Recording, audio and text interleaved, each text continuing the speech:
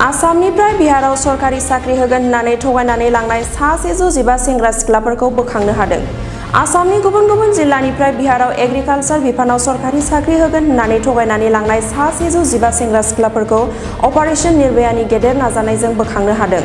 मख'नो गोनांदि आसामनि तेजपुराव थानाय एसएसबी बिहार पुलिस, दिल्लीनि मिशन मुक्ति फाउन्डेशन, रेस्किउ एन्ड रिलिफ फाउन्डेशन आरो राष्ट्रीय मानव अधिकारी आयोगनि जथायै मुश्री प्रियांका नंगुनि दैदेननाय अपारेशन निर्भया मुंनि गेदेर संदाननायजों थगायनानै लांजानायफोरखौ बोखांनो हायो। फोरमायनाय बादिब्ला बियो मोनसे थगायनानै सुबुं लांखारनायसो होननानै मिथिहोदों। लांखारनानै मोजां जानाय लोंनाय गैया आरो बायजोआव ओंखारनो मोना, जानबुं लानो मोना, जेखौ खालामनो होयो बेखौनो खालामनांगौ, मावनांगौ आरो गोजौ खथायाव ताला साबि मारिनानै दोनो आरो बुनानै गोजौनिफ्राय नारख्लायनो नाजायो होननानै अजद होदों लांखार जानाय सुबुंफोरा।